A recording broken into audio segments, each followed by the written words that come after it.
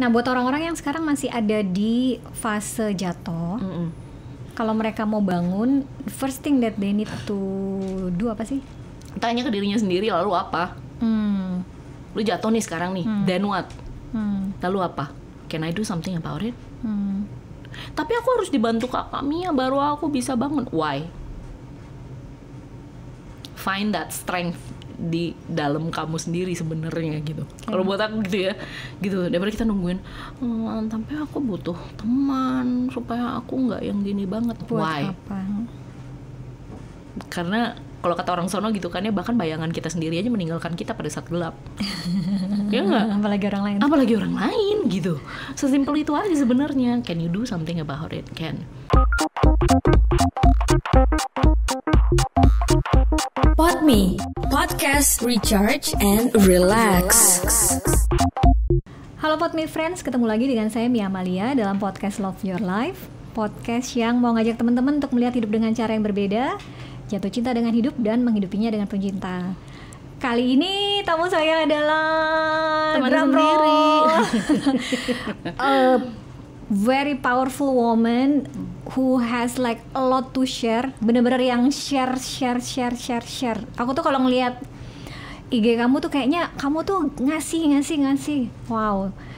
Kita kayaknya bisa ngomong 3 jam, tapi ntar kita bagi-bagi episode-nya ya. Iya. Kak Pop, apa kabar? Puji Tuhan, baik Kak kami. Jadi nama aslinya Poppy Diharjo, tapi aku panggilnya Kak Pop. Sebagaimana aku memanggil kamu Kak kami ya. Terus kita punya like a lot in common. Kita single mom, kita long distance relationship. Betul. Sampai situ aja kita kompak ya. Kak Pop. Jadi aku kayak kalau lihat kamu tuh kayak apa ya? You have so much energy to be put out there untuk nolong orang-orang. Dari bikin recruit list, dari ngasih edukasi soal hak-hak perempuan, relationship, baik itu abusive relationship maupun long distance relationship. Kamu tuh sering banget share di IG yang mungkin kalau dijadiin buku udah jadi buku kali ya, atau mungkin ini bisa jadi ide. Tapi anyway, yang mau aku omongin sekarang adalah I know you've come all the way from you were. Ya, maksudnya aku tahu kamu pernah ada di pernikahan yang abusive, ditinggalkan, terus sekarang kamu in such a good place gitu ya, kerjaan bagus, hubungan personal bagus, sosial juga kamu mulai dipanggil kemana-mana untuk ngasih talks soal apa yang udah pernah kamu alamin. Bisa share nggak journey-nya?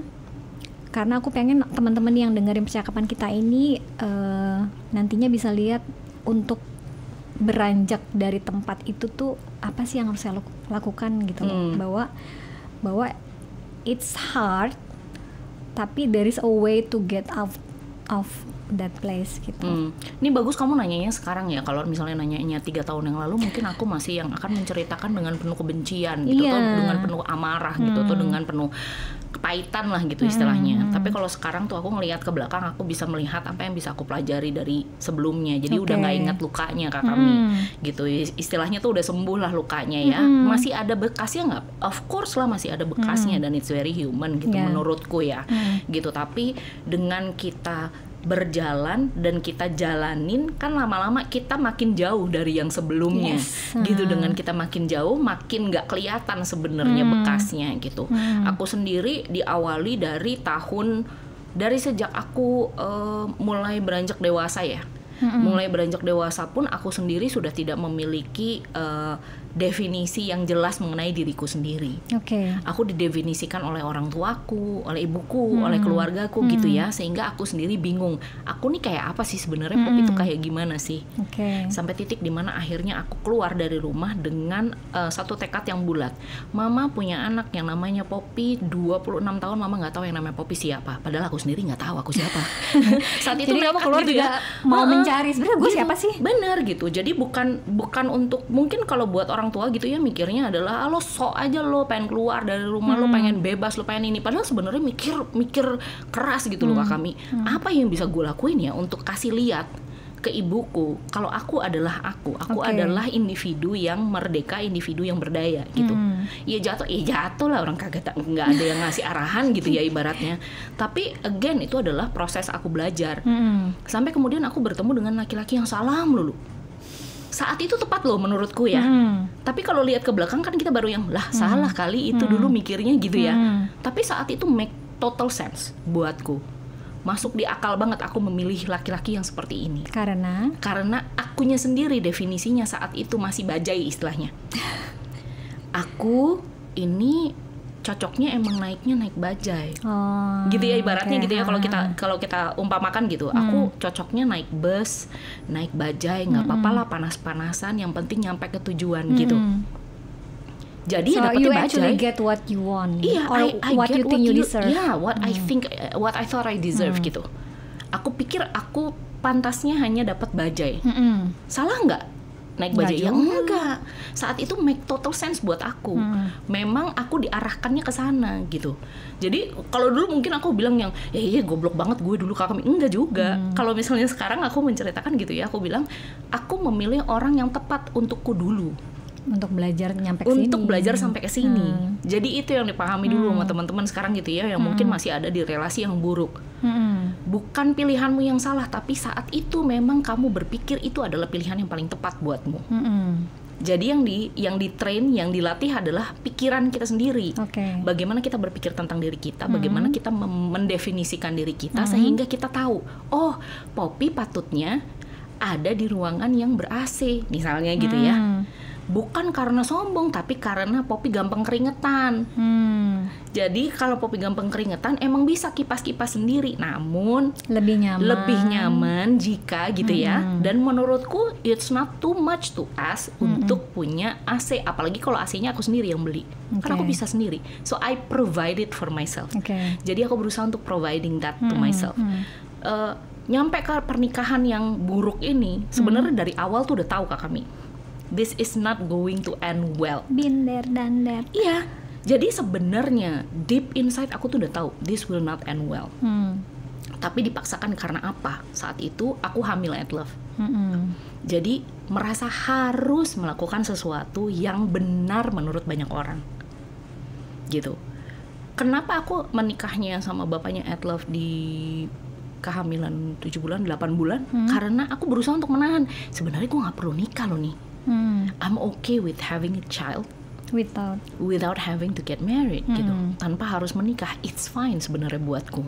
Jadi ngerti gak sih? Jadi sebenarnya aku sendiri tuh udah yang maju mundur sebenarnya gitu. Tapi saat itu dilakukan karena aku pikir aku harus lakukan itu demi orang tuaku, demi menjaga nama baik keluarga gitu ya.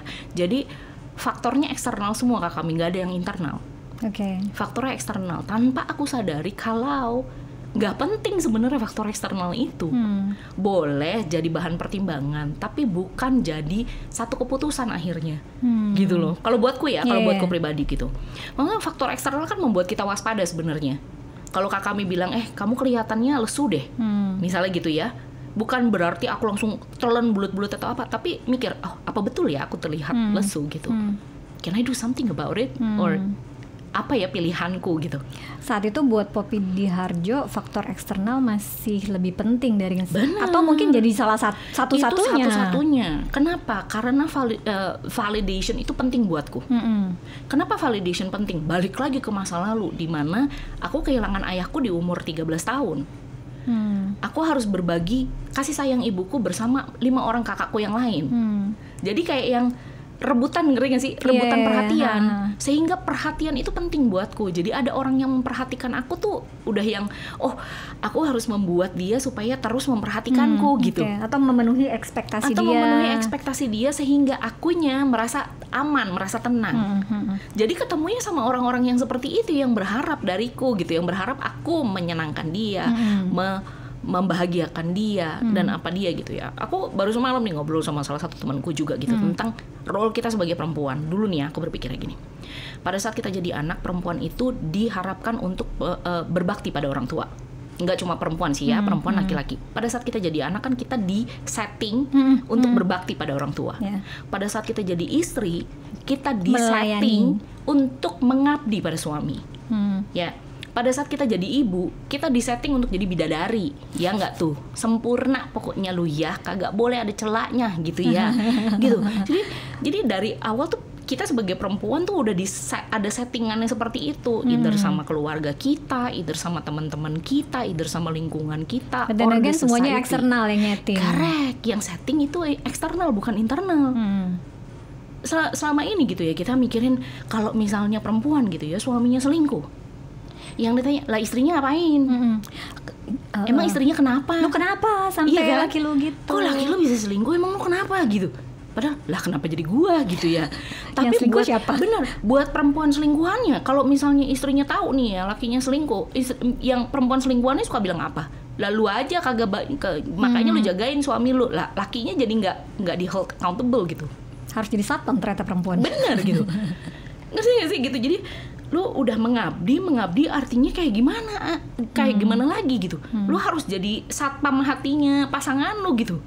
Padahal kan itu sesuatu hal yang nggak bisa kita kontrol gitu. Iya. Lah nggak usah orang lain gitu, kita sendiri aja kadang tidak bisa mengontrol pikiran kita gitu. Apa kabar kita mau mengontrol pikiran atau hati orang lain gitu kan ya gitu. Dan kemudian masuk ke relasi itu dan baru tuh aku sadarin, ini benar nggak sih sebenarnya? Kayak gini nggak sih seharusnya? Nanyalah ke teman, ngobrol lah ke teman. Dan kemudian teman-teman, hampir semua teman-temanku ngomong, kok gini amat? But again, saat itu kupikir adalah ya udahlah, nggak ada orang yang sempurna. Mikir gitu kan? Atau mungkin dia akan berubah. Nah itu juga pada saat belum menikah mikirnya adalah nggak mungkin lah kalau nanti kita udah sama-sama juga nanti dia akan menyesuaikan diri gitu ya. Pada saat kita bersama-sama terus mikir gue hamil kok nih, nanti pada saat gue punya anak juga nanti dia akan menyesuaikan diri. Begitu punya anak, mungkin anaknya belum bisa diajak ngobrol kali, jadi dia nggak mau deket sama anaknya. Mungkin nanti kalau anaknya udah ngobrol lah gitu aja terus sampai Raja Fir'aun hidup lagi ya kan, kalau kata gue gitu kan. Gitu. Jadi itulah yang membuat kita itulah yang membuatku sekarang yakin, jadi apa yang bisa kau pelajari dari dulu. Patternnya tuh rata-rata sama Kak Kami. Which is pattern perempuan itu tuh sama kayak gitu, yang kayak tukang reparasi laki-laki gitu ya. Mikirnya adalah kita istri yang perlu mengabdi artinya adalah salah satunya adalah having that love endurance-nya harus tinggi. Jadi laki lo begini, lo harus paham bagaimana caranya supaya laki lo ini bisa begini.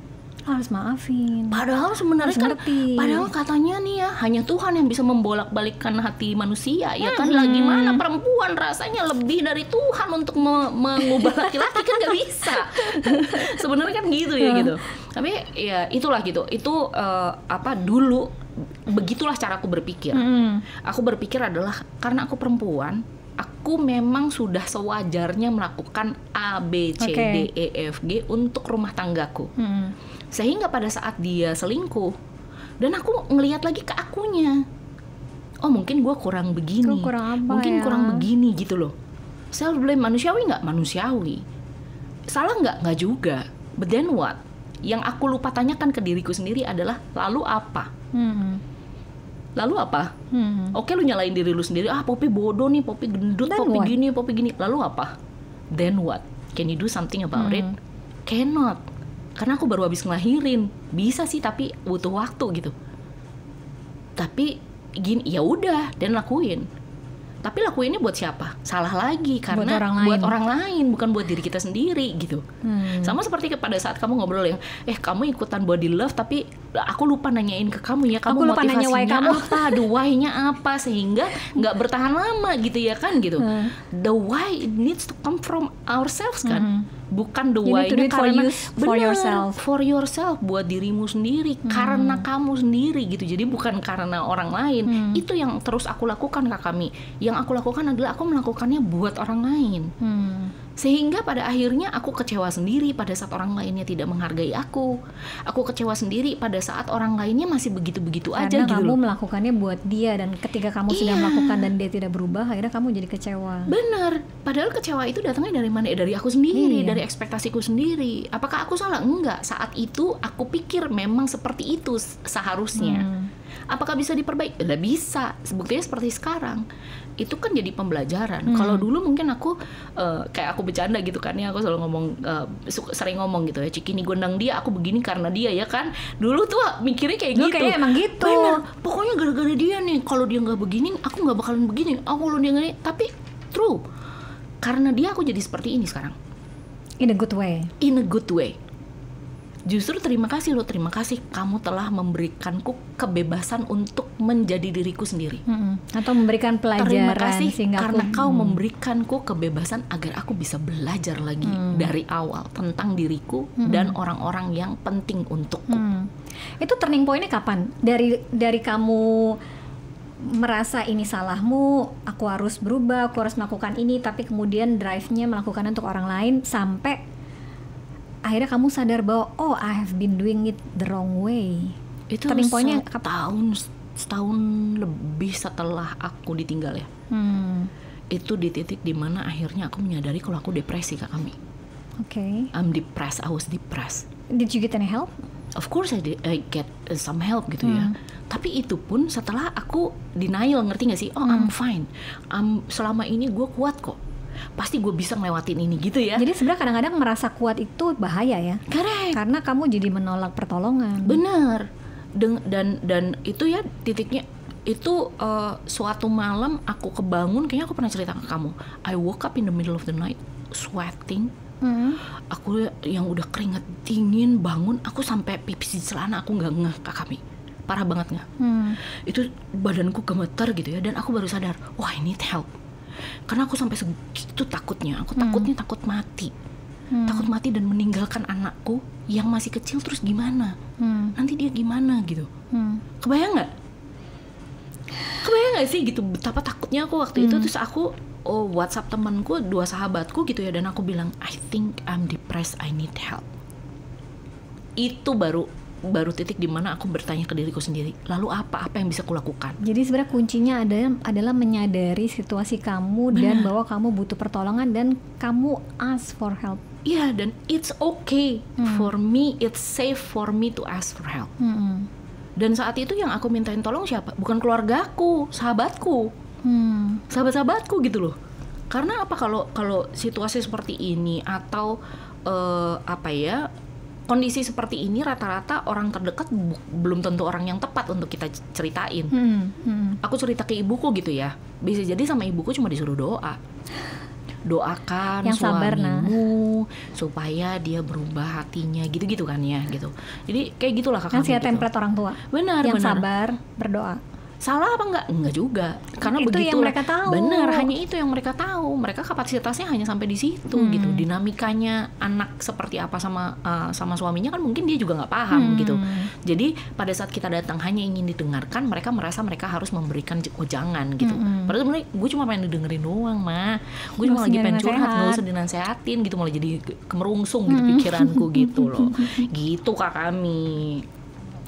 Terus ketika kamu ask for help itu, do you get any professional help atau professional kamu help? Oh beneran professional help gitu. Jadi satu waktu itu aku lagi jatuh banget juga dari segi finansial kan. Dari segi finansial, jadi aku berusaha untuk, dan belum paham mengenai yayasan pulih gitu-gitu, masih belum paham Kak Kami. Jadi pusing sendiri kan, gimana ya caranya aku bisa dapatkan bantuan tanpa harus mengeluarkan uang banyak. Jadi waktu itu dibantu sama salah satu psikolog keluarganya temanku. Gitu. Jadi temanku sendiri memang dia punya psikolog yang memang untuk psikolog keluarga gitu ya. Jadi konflik keluarga gimana gitu ya, gitu. Jadi sama dia dibantu sama temanku. Jadi sama dia diminta untuk bantuin aku secara pro bono. Jadi dia approach ke psikolognya gitu. Psikolog di Pondok Indah, aku bayang nggak kalau gue bayar psikolog yang prakteknya di Pondok Indah gitu ya. Jadi puji Tuhan sih ya gitu, ada teman-teman yang ngebantu. Dan temanku yang ngebantu ini sebenarnya bukan sahabatku loh ya, tapi teman yang datang dan pergi tapi tak selalu ada gitu loh Kak Kami gitu. Jadi I was really grateful karena kayaknya Tuhan emang ngarahin aku ke orang-orang yang bisa membantuku gitu. Jadi dia yang Popita, you okay gitu. Aku terakhir ngelihat kamu kayaknya kamu begini begitu. Aku dengar what happened with you, dan kemudian kita ngobrol dan lain sebagainya. Terus dia cerita, oh I'm getting help sekarang karena dia juga kena depression kan. I'm getting help sekarang, do you want me to introduce you to her gitu. Oh boleh. Terus aku takut prejudis, tau gak sih Kak Kami, kalau misalnya aku cerita ke orang yang ini, aduh aku ngulang lagi nanti sakit banget gak ya gitu, nanti sakit banget gak ya kalau aku ngulang lagi ceritanya, kalau aku ini lagi ceritanya, karena saat itu masih sampai sakit kepala kalau aku cerita. Jadi sampai badanku aja sakit gitu pada saat aku menceritakan gitu, saking kayaknya berarti emosinya tuh dalam banget sebenarnya. Jadi kayak dalam banget gitu lo lukanya gitu, sampai lo sakit kepala gitu, sampai ini gitu, beneran bisa sampai sakit kepala gitu aku berhari-hari gitu. Terus akhirnya begitu keluarin dikit-dikit gitu yang oh iya gitu, ternyata menceritakan saja tuh sudah proses untuk pulih. Cerita doang tuh ternyata adalah satu proses untuk kita pulih, untuk memulihkan kita gitu. Dan itu on off tuh, aku sempat on off gitu karena aku berusaha untuk membantu Atlove. Cuma aku ingat banget dia ngomong nih, psikolog pun ngomong gini, ibu tidak akan bisa membantu anak ibu kalau ibunya sendiri belum benar, kalau ibunya belum jejak ibaratnya. Kayak pakai masker dulu sebelum pakai masker ke orang lain. Karena aku langsung ceritakan, aku juga khawatir nih anakku nanti gimana, apalah segala macam, karena anakku berubah di sekolah gini gitu. Dan dia bilang sebentar, kita fokus ke ibu dulu, kita fokus ke kamu dulu. Karena aku yakin kalau kamunya sudah, ibaratnya gelasmu sudah penuh lagi, kamu sudah bisa memberikan sedikit-sedikit ke anakmu. Sudah bisa membagikan sedikit-sedikit. Oh ya benar juga ya. Baru tuh yang oh iya juga ya, kalau guenya aja botolnya kosong, apa yang mau dikasih, apaan mau yang gue kasih, guenya sendiri aja kagak ngerti gitu. Gimana cara membuat diri gue tenang, bagaimana caranya gue menenangkan anak gue gitu. So it makes total sense. Saat itu karena kalut, rasanya kan kayak lagi di dalam angin puting beliung, terus jadi kayak nggak bisa keluar dari situ. Benar, kayak nggak bisa keluar dari situ. Padahal sebenarnya ada orang nih, Kak Kami bilang, Kak Pop, kamu lihat nggak ada pintu loh sebenarnya di sebelah situ. Oh iya, karena saking aku ngeliatin yang muter-muternya, aku nggak sadar kalau ternyata di sebelah situ ada pintu. Dan mungkin saat itu kamu nggak fokus cari pintu, tapi kamu fokus lihat masalahnya. Iya, aku fokus ngeliat yang apa aja nih yang ada di sini, apa aja yang dilihat di sini gitu. Padahal sebenarnya, Kak, kamu coba deh keluar dulu. Oh iya juga ya, aku keluar dulu. Begitu keluar, it's not really that bad ternyata. Ternyata ada pintu keluar dan ternyata pintunya nggak dikunci. Ternyata ada di situ juga gitu. Nah itu gitu, itu kadang yang sering kita lupa gitu. Ada nggak ada jalan keluarnya? Bisa nggak dicari? Bisa dicarinya gitu. Mau nggak kita nyarinya? Belum tentu. Gitu aja ya kan. Lu mau nggak nyarinya? Belum tentu mau atau belum tentu sudah siap untuk nyarinya. Terus bagaimana cara berpikir? How has it changed your life when you see things differently? Itu ya gitu. Jadi aku bisa melihat kalau ini bukan lagi hanya kesalahannya dia. Keputusannya dia untuk berselingkuh, of course itu salahnya dia gitu ya. Karena itu keputusannya dia gitu untuk berselingkuh gitu. Tapi bagaimana we drift apart itu sebenarnya bukan kesalahannya dia full gitu. Tapi ada kontribusiku juga di situ. Kontribusiku seperti apa? Apakah aku menyalahkan diriku sendiri? Enggak. If I can do it differently, will I do it differently? Not really gitu. I'm not willing to do it at all malah. Gitu. If I can do it again. Like if I Atlas juga pernah tanya gitu ke aku gitu, Mama, kalau if you can turn back time, Mama akan pilih Papa atau Mama akan pilih Garrick gitu. Dan aku bilang ke dia, oh I would choose him in a heartbeat. Kenapa? Karena aku punya kamu bersamanya. Would I do it differently? Of course I would do it differently. How different? I may not be marrying him. Itu mungkin yang akan aku ubah gitu. Tapi apakah aku menyesali ketemu dia? Enggak. Apakah aku menyesali aku punya anak sama dia? Enggak. Of course not. Wow. Gitu. Tapi kalau dulu kamu nanya yang gila lo ngapain gue buang-buang waktu. Tapi jadi lebih enteng kan hidupnya setelah menerima bahwa part of this is my fault. Benar. Part of it is of course it's our fault gitu ya.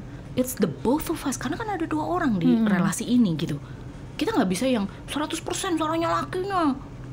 Oh gue mah ya ini, gue mah tidak bersalah, aku korbannya gitu ya. Dulu mungkin aku mikirnya kayak begitu gitu. Tapi in a way ya juga. Mungkin selama ini karena fokus di ngeliatin masalahnya, kita nggak fokus bagaimana caranya kita memperbaiki komunikasi kita. Jadi makin lama makin susah kan ngobrolnya. Nah ketika kamunya fokus di apa yang bisa aku lakukan, hidupmu berubah kayak gimana?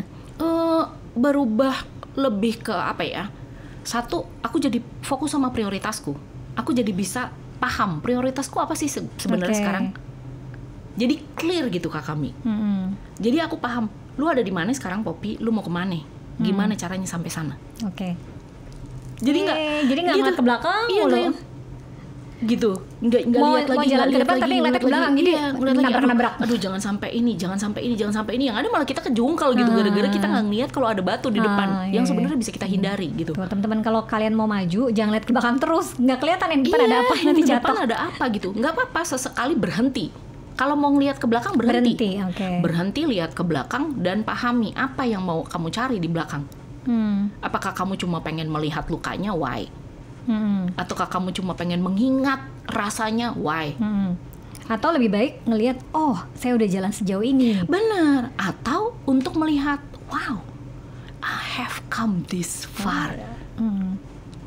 Good job Poppy. Atau cuma untuk bilang good job to yourself gitu. Dan it's necessary. Mungkin kamu merasa, oh gue butuh semangat nih, tapi gue gak punya siapa-siapa. Sebentar, tahun lalu gue lagi di mana ya?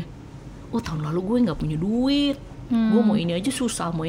Sekarang gue mau pesan makan apa aja kagak repot gitu ya kan, gue bisa pesan well apa done, aja. Poppy. Yeah. So you can say well done, good job. Let's keep doing what we're doing now. Gitu. Dari situ terus kemudian ngelihat pada saat aku diundang ke TV nasional waktu itu gitu ya. Terus banyak perempuan yang DM ke aku gitu, padahal mereka nggak kenal aku. Dan dari situ tuh baru tik.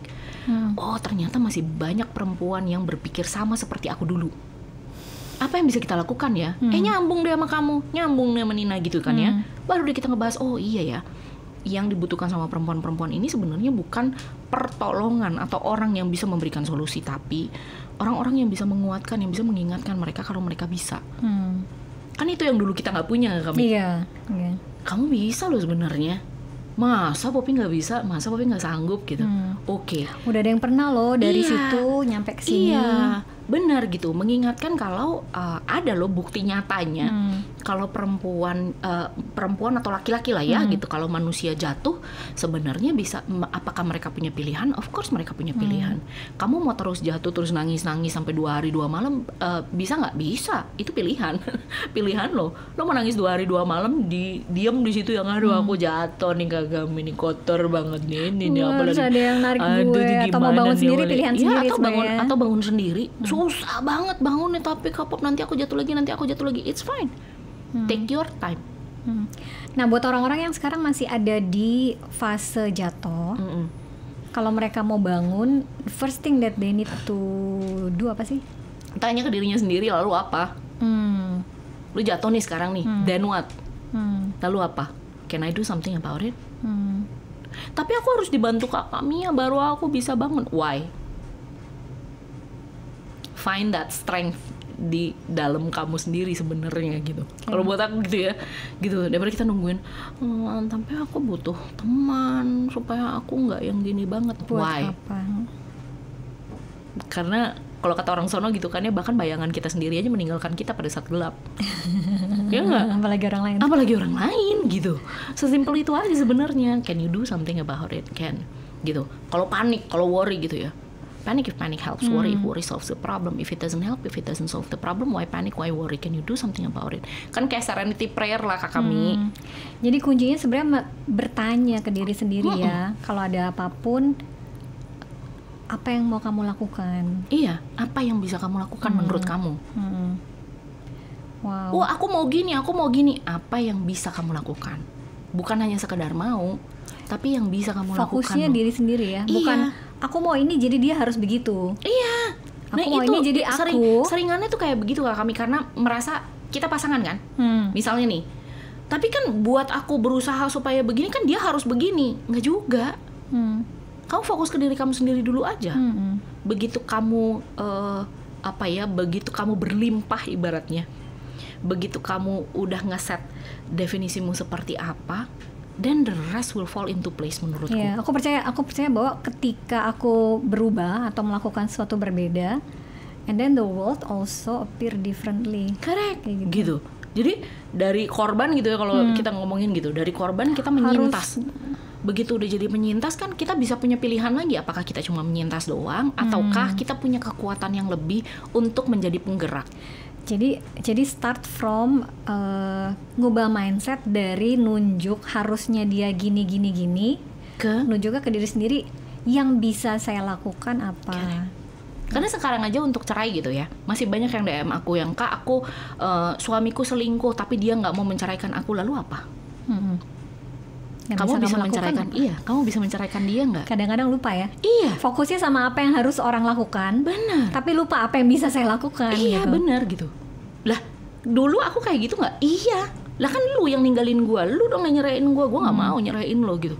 Repot gue, buang-buang waktu, gue buang-buang tenaga, gue buang-buang duit, misalnya gitu ya. Alasannya karena apa? Egois. Egoisnya karena apa? Nggak terima. Jadi dirunut gitu. Padahal ketika dia egois dan gak terima, dia membuat dirinya ada di situasi itu lebih lama. Dan yang rugi akhirnya dia sendiri. Correct. 2 tahun coba bayangin gak? Gue 2 tahun di situ. Bodoh gak tuh? Bodoh. Karena dia gak, bukan karena pilihan gue. But then you learn something. Yeah, but I learn something from that gitu. Nah, kayaknya kan sekarang you are in a very good place nih. Tetap ada challenge gak sih? Kalau sekarang challenge-nya apa dalam hidupmu? Challenge dalam hidup apa ya? Nggak ketemu pacar. Iya, kayaknya sih cuma itu doang ya gitu.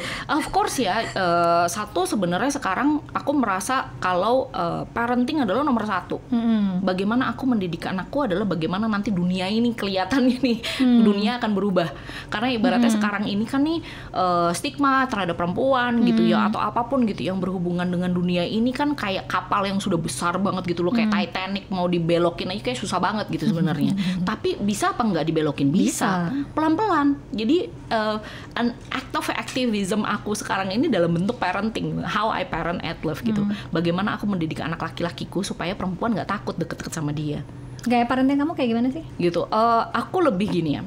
At love itu kan kalau laki-laki biasanya dibentuk menjadi anak yang pemberani, anak yang begini, anak yang begini, anak yang begini. Kalau aku lebih ke mindful parenting kalau buat aku paham anakku ini punya perasaan juga.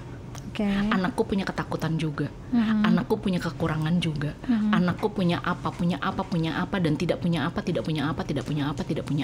So I don't have an ideal idea. Aku tidak punya ide yang ideal buat dia seperti apa. Apakah go with the flow? Enggak juga. Aku bisa arahkan dia. Arahkannya ke arah yang mana? Ke arah yang menurutku perlu dia pelajari dulu sekarang. Sekolah. You don't want it, I know. Nggak ada anak yang demen banget sekolah gitu yang gitu. Aku akan sekolah hari ini, yes gitu. Nggak ada gitu. Paling ada beberapa subjek yang dia very excited gitu ya. Diarahkan ke sana gitu. Kalau dia gagal pun gitu dari sekolah, mama aku remedial, it's okay. Di bagian mana yang kamu tidak bisa kemarin, let's work on that. Gitu loh gitu. Jadi nggak yang bikin yang kamu nih nyanyi. Of course ada lah momen-momen kayak gitu. Mama udah ngomong berapa kali gitu ya. Tapi itu kemudian aku paham lah, kalau gue ngomong udah sampai berkali-kali berarti kan nggak efektif. Harus cari cara lain yang lebih efektif. Nah itu juga satu mindset yang beda. Kadang-kadang orang tua mikir kalau ngomong berkali-kali nggak dikerjain, anaknya bebel atau apa. Benar. Sementara kita bisa melihat dengan cara, ini nggak efektif, berarti saya bisa melakukan dengan cara yang berbeda apa ya. Correct. Jadi caranya yang diganti. Karena kalau orang kan gitu ya, sering kan ngomong, aduh kakak Ming, gue udah capek banget ngomong sampai bebusa. Lah kalau udah tahu ngomong sampai bebusa kagak nggak efektif, ya diubah caranya. Cara lainnya apa? Iya nggak sih gitu. It's sebenarnya basic logic. Namun banyak orang yang memilih untuk terus melakukan hal yang sama, namun berharap efeknya berbeda, hasilnya berbeda. Itu kayak kesalahan hampir semua orang ya. Benar. Doing the same thing over and over and expect the different result gitu. Jadi kalau ada yang ngomong, tapi aku capek kak, aku ngomong udah berulang-ulang kali, ya ngapain? Diubah caranya, diubah strateginya, supaya kamu nggak perlu ngomong berulang-ulang kali. Kecuali kalau kita lagi bicara sama anak yang mungkin memang masih kosong nih. Kertasnya masih kosong, sehingga perlu kita ingatkan. Kalau anak-anak kecil gitu ya, di bawah umur 5 tahun gitu, cara kita mengajari mereka adalah dengan mengulang dan mengulang. Pengulangan 1 tambah 1 sama dengan 1 tambah 1 sama dengan 1 tambah 1 sama dengan do kan. Tapi kalau sama pasangan kita kan bisa begitu kak kami. Kita punya gaya komunikasi yang berbeda. Nah kalau misalnya aku lihat ke belakang, lah ya itu salah satunya yang kontribusiku untuk membuat komunikasi bersama pasanganku jadi buruk. Karena aku melihat akunya sendiri juga melakukan pengulangan, padahal udah tahu itu nggak efektif. Kamu terakhir kali kamu ngasih reward and punishment nggak sih sama Etlef?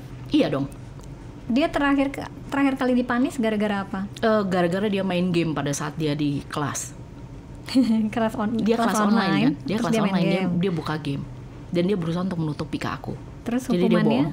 Hukumannya sama sekali tidak boleh pegang gadget selama 3 minggu. 3 minggu apa 4 minggu gitu. Terus gimana dia bereaksi? Nah ini ya, reward dan punishment ini juga kita perlu adil sejak dalam pikiran. Jadi kita tidak bisa memberikan punishment ke anak kita hanya karena kita bisa. Oke. Pahami dulu tujuannya apa kita memberikan punishment ini, sehingga dia jelas. Etlef, mama harus melakukan ini karena Etlef bukan hanya Etlef tidak bertanggung jawab terhadap pelajaran nih sekarang nih. Etlef malah main game. Etlef juga berusaha untuk bohong sama mama, dan Etlef berusaha membuat mama berpikir kalau mama lo yang jahat lo sama Etlef karena meragukan Etlef. That is bad. That is not okay. It hurts my feelings. Dan dengan itu menurut mama, yang fair buat mama adalah untuk memberikan kamu hukuman A, B, C, D, E, F, G. Bagaimana menurut kamu? Is that fair enough? Jadi kamu bahkan ketika memberikan punishment pun masih nanya sama dia. Iya, karena dia bisa appeal. Karena dia bisa appeal kan. Alasannya apa sama menurut dia fair atau enggak. Correct gitu. Sehingga di anak kita ajarkan untuk memahami haknya. Untuk didengarkan. Wow. Itu yang kadang-kadang orang tua lupa ya. Maksudnya anak-anak juga punya hak. Benar. Dengerin aja gitu. Nanti dia bisa nego tuh. Misalnya di awal tuh dia udah tahu aku marah. Jadi dia akan yang, oke, mama. Do you think it's fair enough? Yes. Oke. No debat. Kalau gue udah kasih kesempatan ya, aku sudah memberimu kesempatan untuk appeal. Menurut kamu fair atau enggak? Kalau kamu sudah bilang, oke, mama, fair enough, dan udah, nggak boleh besoknya datang lagi mama. I think no. Jadi kesempatannya dikasih saat itu. Kesempatannya dikasih saat itu. Gitu. Setelah itu baru kita appeal nih 2 minggu. Oh, I can see that you are very ini apa segala macam. Abis itu dia aku suruh tidur di atas di kamar yang nggak ada AC-nya. Jadi sebenarnya tujuan punishment buat kamu apa sih? Apa ya, buat dia memahami kalau apa yang untuk dia memahami dulu kesalahannya dia apa. Oke.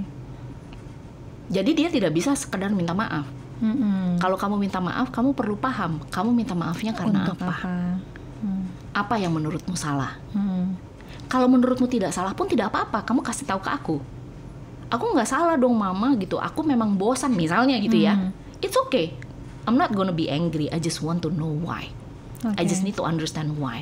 Karena dengan kita paham kenapanya, kan kita bisa yang, oh benar juga sih emang bosan kadang-kadang di kelas gitu ya. Iya, dari jam 7 gitu kan. sampai jam 12 kesel di depan banget layar. gitu. However, kan ada break time. Kamu bisa gunakan break time itu sebenarnya.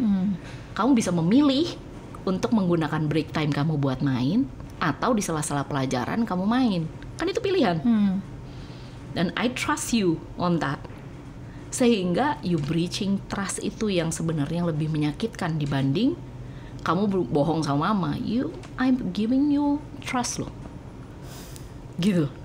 Jadi breaching trust yang dia, terus kemudian dia paham, oke, kalau misalnya begini berarti begini, begini berarti begini. Ada aksi, ada konsekuensi. Itu yang jarang diajarkan ke kita kan, gitu dulu gitu. Tapi dia mesti paham, ada aksi, ada konsekuensi loh nak. I will hold you accountable for things. Mama tidak akan. Kamu udah ngajarin tentang accountability sama dia. Of course gitu, karena accountability and responsibility gitu. Karena I'm not going to clean up your mess. You are going to clean up your mess. Umur berapa sih Etlef? 10. Hampir 11. Berbahagialah siapapun yang nanti jadi pacar. Benar gitu, karena buatku gitu, dia harus paham. Mama, aku ini. Boleh kamu minta tolong. Aku akan memberikan kamu petunjuk bagaimana caranya kamu bisa membenahi. Oke, wow. Aku penasaran deh. Apa sih ada hal lain yang masih ingin kamu lakukan nggak? Your personal life, like your dream. Pengen tinggal di New Zealand. Kamu udah tahu jawabannya. Itu satu episode sendiri ngomongin long distance relationship tuh. Itu kamu udah tahu jawabannya. Sebenarnya sih sekarang ini when it comes to personal relationship with my partner gitu ya, sekarang kita ibaratnya ambisi kita hanya companionship. Itu ambisi kita gitu. Ambisi kita berdua. How we yakin itu bukan ketemu dulu gitu. Iya, karena ketemu juga kan nanti berakhirnya goalnya jangka panjang kan, kita nggak mau yang jangka pendek gitu. Sekarang ini itu satu gitu, mempersiapkan aku sama Etlove untuk pindah ke sana gitu. Mudah-mudahan amin kalau misalnya dicepetin gitu ya sama Tuhan gitu ya, karena kalau misalnya, karena menurut dia gini, dia ini kan ngajar ya ke kami, ngajar juga ngajar subjek yang cukup unik gitu ya. Kalau di Indonesia jarang banget gitu ya, ada yang ngebahas soal indigenous studies gitu.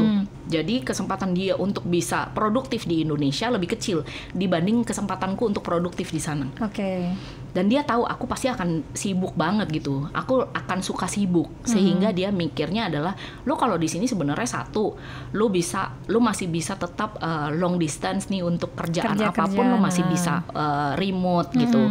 Lo masih bisa ngebahas tentang Indonesia dan bagaimana perempuan di Indonesia hubungannya sama malah nanti ada bahasan baru, bagaimana tinggal di luar negeri. Bener gitu, bagaimana lo tinggal di luar negeri, bagaimana cara lo menyesuaikan diri di luar negeri, bagaimana cara lo parenting anak lo yang mungkin masih menyesuaikan diri dengan ini, kayak gitu-gitu lo masih banyak yang bisa kulakukan gitu di sana gitu. Jadi bukan aku diboyong ke sana ya, kan kadang-kadang ada orang yang mikir kayak gitu, enak ya K-pop diboyong sama Kang Masnya, kagak juga, itu keputusan kita bersama untuk pindah ke sana. Dan di sana akan ada tanggung jawab baru. Bener, ada tanggung jawab baru. Hal-hal yang harus dilakukan. Correct. Dan aku sekarang ini ambisiku adalah gue punya duit sekian rupiah gitu ya untuk aku bisa bawa ke sana. Bukan karena Kang Masku akan yang nggak mau ngurusin aku, bukan itu, tapi karena aku adalah perempuan berdaya. Aku nggak mau juga yang sewaktu-waktu kalau misalnya kenapa-kenapa aku bisa pulang ke Indonesia sendiri tanpa aku harus nungguin dia gitu loh. Ngerti gak sih? Terutama karena aku bawa Etlove kan. Iya, itu yang kadang-kadang kita lupa ya. Maksudnya punya partner itu bagus, punya partner yang istilahnya taking care is good, but then I think the first thing is you need to be able to take care of yourself juga. Correct. Karena kadang kita tuh berpikirnya adalah sehidup semati selama-lamanya gitu ya kan. Seolah-olah pasangan kita bisa akan produktif sampai mati. Atau matinya barengan. Atau matinya barengan, padahal belum tentu. Gitu kan ya. Gitu. Jadi itu juga yang dulu aku lupakan Kak Kami. Dulu itu yang aku lupakan, sehingga aku berpikir wah hidup dan matiku ada di tangan suamiku gitu. Lebur gitu jadinya. Ngerti gak sih? Makanya terus when it doesn't work, wah jadi hancur banget gitu ya. Karena kita meleburkan diri sama pasangan kita. Padahal sebenarnya aku kemarin sempat posting gitu ya tentang aku bikin gelang namanya Gerik dalam aksara Jawa. Dan aku cincin namanya Gerik, gelang namanya Etlove. Dan aku bilang kenapa sih itu symbolizing apa sih gitu. Cincin untuk mengingatkan kalau aku berkomitmen pada laki-laki ini. Tapi cincin tidak lebur dengan raga, jadi bisa aku copot kapan saja. Dan itu sebagai pengingat kalau ini tidak permanen. Jadi mengingat kalau ini sementara loh. Dia yang bisa ada di diambil, sini, tapi bisa jatuh atau bisa jatuh, dengan sengaja bisa dicopot. Dengan sengaja aku copot, bisa diambil orang, bisa diambil Tuhan gitu ya. Tuhan mungkin ngambil dia gitu ya. Dan aku tidak akan merasakan sakitnya karena aku paham dari awal kalau tidak lebur dengan ragaku. Sekarang dia ngasih aku anklet gitu ya. Ulang tahun tuh dia ngasih aku anklet. Aku yang kenapa anklet? Kenapa nggak bracelet? Kenapa nggak kalung? Kenapa nggak cincin gitu ya? Rata-rata kan kalau cowok ngasih jewelry kan biasa gitu. Dia ngasihnya anklet. Dan aku bilang ke dia, aku gunakan di kaki kananku. Kenapa kamu gunakan di kaki kananmu? Terus aku bilang karena kaki kananku ini bekas patah 2 kali. So it symbolizes bahwa yang pernah luka dan pernah patah juga berhak untuk mendapatkan sesuatu yang indah. Ketinggalan sih gitu. Tapi diingetin lagi kalau yang indah ini pun tidak permanen.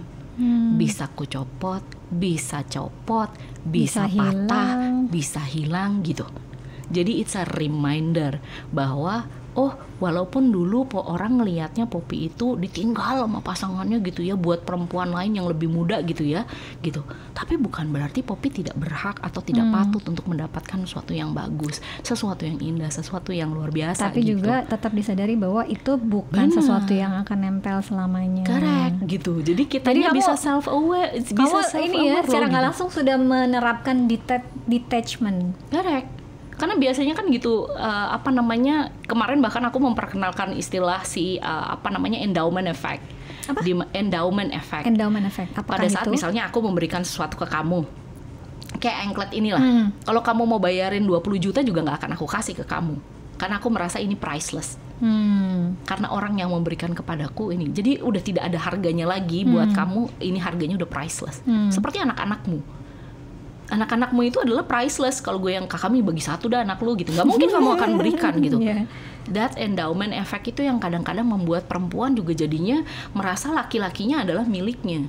Sehingga pada saat ada perempuan lain di hidup suaminya, dia merasa kalau perempuan itu mengambil miliknya gitu. Mengambil miliknya artinya makanya ada istilah-istilah yang laki-laki bukan barang nggak bisa diambil.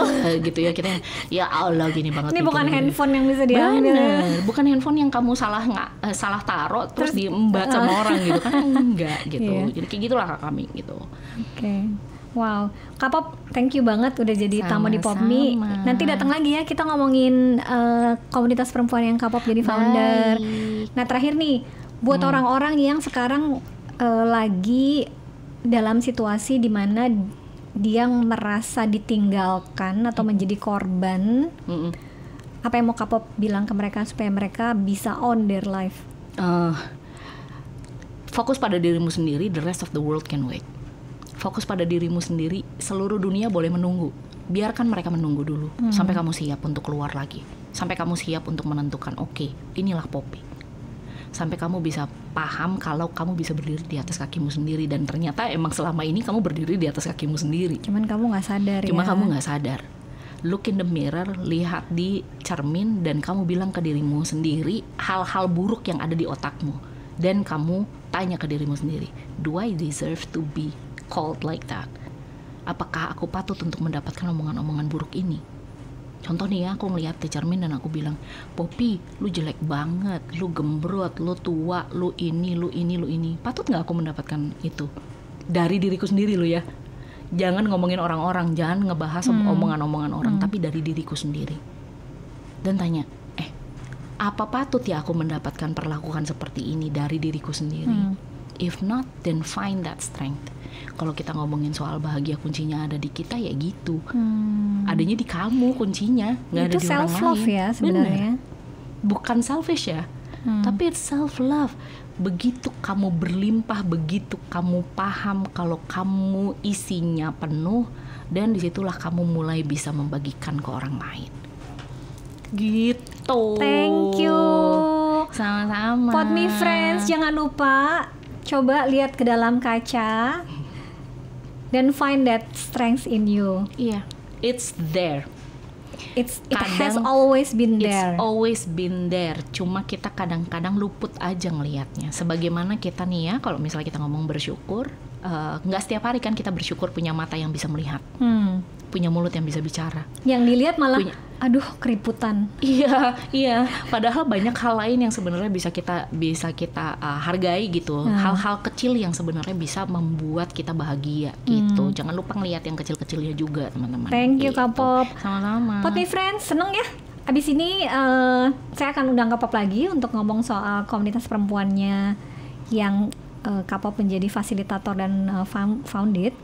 Jadi tunggu episode selanjutnya. Bye.